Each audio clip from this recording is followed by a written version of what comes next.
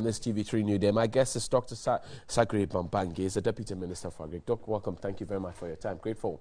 How are you doing? Brother, and good morning so to far, all so your good. listeners. At the ministry? How are things going at the ministry? Things are going on well. So far, so good. Everything is okay. Planting By for the grace food of God and jobs was a big issue for the Agric Ministry. We're told that some 745,000 jobs were created. How is the project making progress? It's making good progress.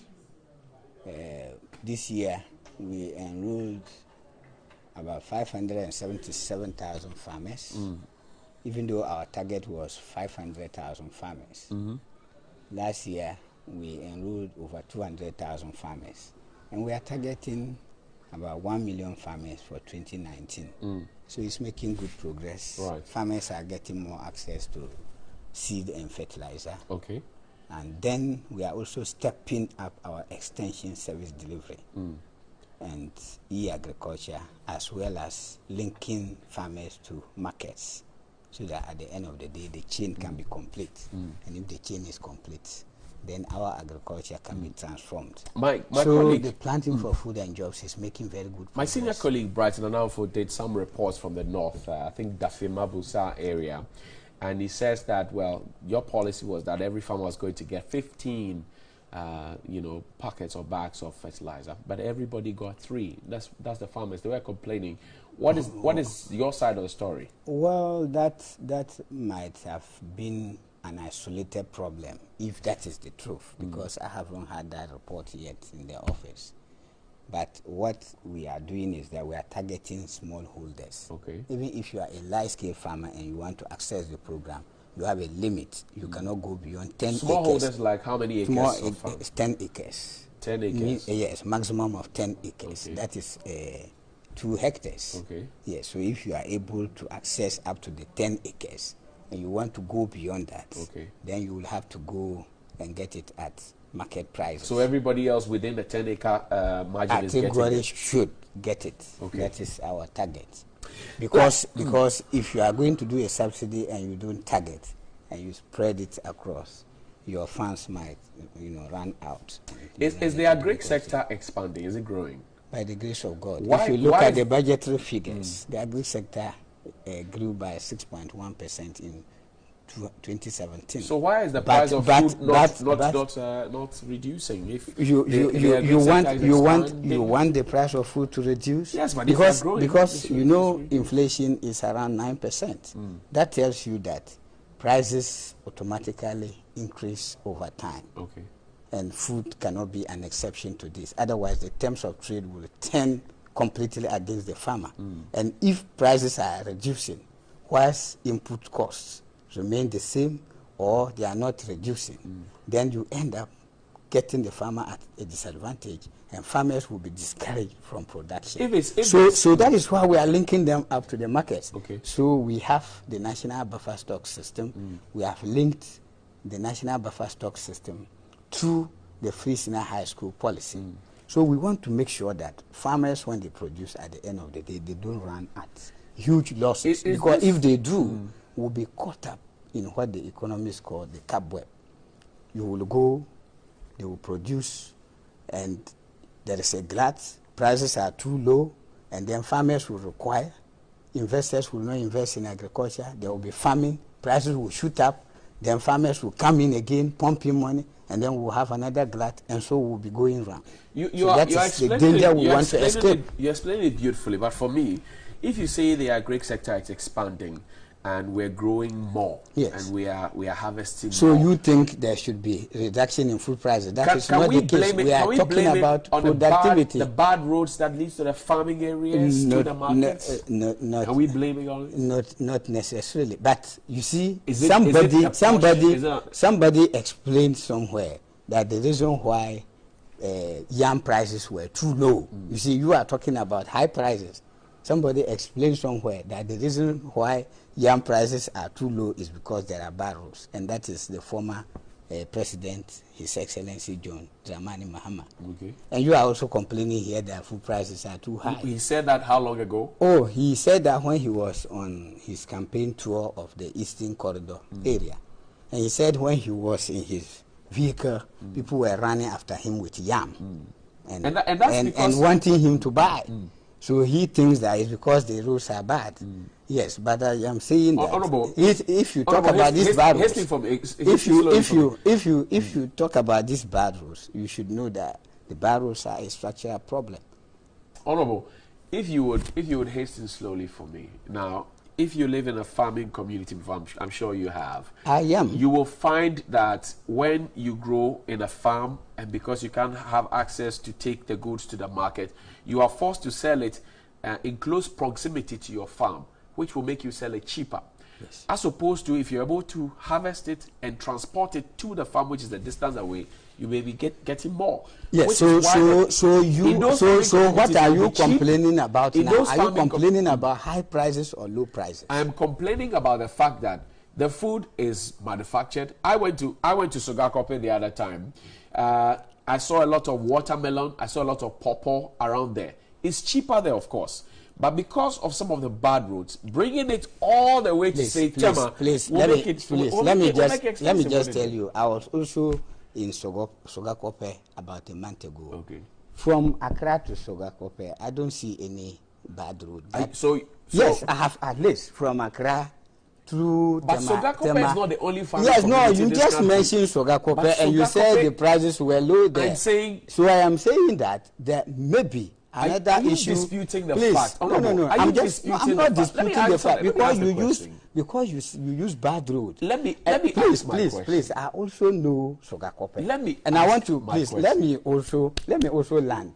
That is why we are saying that it cannot be the combination of only one or two factors. Okay. Information flow could also be another factor. So you are also a very critical part of this, because if there is no information, sometimes only one farming community. So the farmers, yes, I understand you have given an example, and I'm saying that about bad roads. Yes, it's true. So I am saying that I am telling you that I'm not disputing the fact that there are bad roads in this country. Okay. And does it contribute to the high prices of food in the market? Yes, it contributes, because even if you are going through that bad road to cut food to a commercial center, the cost will end up being higher. Okay. Because the driver or the vehicle owner, the person, if you are paying for haulage, the haulage is going to be higher. Of course, I don't dispute that fact. But the point I'm making is that it doesn't take 22 months or 2 years to fix bad roads. Okay. You understand?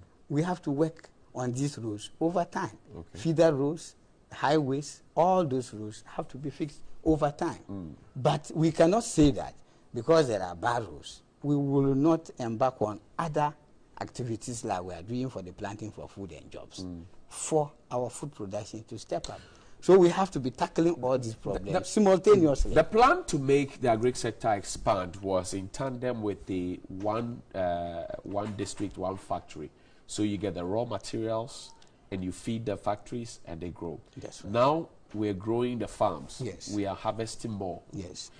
Where are the factories to process them? Yes. Yeah, you are talking as if the factories are going to be built in the fashion where we used to have state enterprises operating factories. We have passed that era. So what the government is doing is trying to facilitate an enabling environment for investors to find it very, very motivating to invest in certain areas. So when the raw material base is expanding and an investor knows that if I come into this sector to process this kind of raw material, then I'm going to have a reliable source of supply of the raw material. But it doesn't even take only the production of the food. It will take the other cooperant factors as you have indicated. What happens? Like the roads that you are talking about, stable power supply as we have all been talking about, and then some other facilities like telephone facilities, communication, and all those things. They will all add up. In the interim, Doc, what happens to the excess food that is harvested from our market, our farms? Do they go waste like we see rotten tomatoes? Well, some go waste, but we are trying as much as possible. Does it break your heart when these things go waste? It does, because even if I were not a Deputy Minister for Food and Agriculture and not an MP, I am a farmer. I am a farmer and I've grown up on the farm and I know a lot about the farm. So it breaks my these heart when I farmers see weep these things. when their products go yes, waste. But I am saying that how do you plan wiping their tears? Yes, in the past we have not paid enough attention to agriculture. When I was in opposition, I have had an argument with my colleagues who were in the Ministry of Food and Agriculture. And their argument was that we, Ministry of Food and Agriculture, we coordinate production. Okay. It is not our duty to talk about marketing. You see, but government is a holistic enterprise. So we are not sitting there saying that we are, when food production is complete, then our mandate is finished. Has it changed? Yes, it has changed. That is why we have revamped the national buffer stock system. Okay.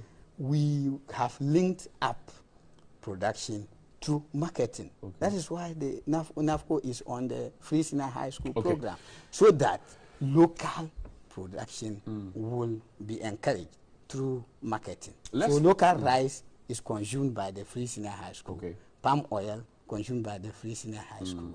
And then the maize is also consumed by the Free Senior High School. Let's talk about Farmers Day, but first, a point of interest. I just showed you a video we took in about 2014 while you were in opposition about the absence of abattoirs. Yes. You know what the laws are about abattoirs in this country. You rear, you slaughter, and it has to be kept in a certain temperature. You know this as a doctor. Where are the abattoirs 2 years into your government? Do we have plans for it? We have plans. We will talk about that, but don't let us... no, I'm just asking. Yes, we say we are going to launch our rearing for food and jobs. Okay. That encompasses livestock, and all the details will come out there when we get So for a country that has only about 3-4 abattoirs in the 21st century for 29.6 million people... Yes. We are still thinking about that. Yeah. Didn't you hear my minister respond to a question yesterday in Parliament about the plans that we have for the poultry industry, for instance? Okay. We also have plans for small ruminants, and so all those ones will be unveiled. So in the meantime, we should still buy disease with our money. Well, they slaughter the meat. Well, that will be done very soon. Very soon. So you.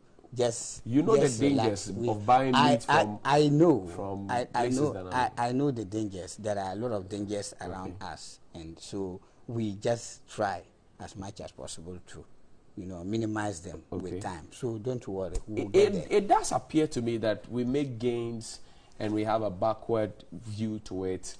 We're making progress in the agric sector, but if you look at the negatives, they seem to be outweighing the positives. It cannot be. It cannot be. We don't have abattoirs. But all these problems existed in the past, and yet food production was also declining. So now we are going to celebrate Farmers Day. Let me tell you. What are we celebrating? The rotten tomatoes. Let me tell you. The lack of abattoirs. Let me tell you. If you take this year's budget statement, agricultural sector was, in very low growth. Okay. Yes, it was growing at around 0.9% in 2014. In 2015, it went up to about 2.3%. And then it never passed 4% in the previous regime. We have brought it up to 6.1%. It was actually 0.04% in 2016. Yes, so you can imagine. Yeah, in fact, when the figure was revised, it was higher. Right. I have to give that credit. But it was never up to 4% in the previous regime. Okay. It was quite low, very abysmal. We have stepped it up to 6.1%. This year, even though the year's not ended, we are looking at around 7.3%. Okay, let's wrap up. What are we celebrating? Our time is up. What are we celebrating on Farmers Day? Oh, we are. You say not the rotten tomatoes, not the bad roads, no, not the lack of abattoirs, no, not the farmers who are not getting enough from their produce. What are we celebrating? You see, you are isolating very isolated cases. Okay. To make it look as if all farmers. We don't have abattoirs. That's my concern. Yes. If I buy my wache with my meat, it could be dirty, poisoned meat. Yes. I should be worried. It is true. We don't have abattoirs. And I am telling you that the problem of the abattoirs existed long ago. And yet the productivity of agriculture was already a problem. You yourself, what the ministry has done to revamp agriculture. Agriculture was almost a dead ministry. You know that. Even their budgetary allocations were not released, apart from compensation. Give me the plan. What's the plan for Farmers' Day? The plan for Farmers' Day, in fact, you have spent a lot of this time talking about all other issues. And, well, the plan for Farmers' Day is great. Okay. We have brought up some innovations into the Farmers' Day because in the previous celebrations, the whole thing was zeroed onto the D-Day. That is the day that they present the award winners with their awards. But now we have a week prelude to the Farmers' Day where we have an exhibition of all stakeholders of agriculture will assemble together this year at the Alhaji Aliyu Mahama Sports Stadium in Tamale. Tamale, right. And all the food produce, all the agricultural inputs, all the facilities that facilitate agricultural production, like researchers and their technologies, they will all come there. They will display whatever they have to showcase. And it's going to be for one whole week. The Vice President of the Republic of Ghana will do the opening. And after the opening, the exhibition will continue. The regions, 2 regions a day, will have their turn to showcase their culture and the strengths in their agricultural production. And when that is done, the climax will be done by no other person than the President of the Republic of Ghana. It's all happening in Tamale. It's all happening in Tamale. And then the award winners will be called and decorated and presented to recognize their contribution to agriculture, so that it can motivate others who are not in agricultural production, or those who are already in it and would want to come in to do more. I hope they don't get cutlasses and Wellington boots as their prizes this time. Let's check out on that. Cutlasses, Wellington boots are part of farming, but there are other big prizes that will be given, and there are other surprises that will be dropped by His Excellency, the President of the Republic of Ghana. We are shaking hands on it. To take so we're getting abattoirs before you leave office. By the grace of God. All right, sure.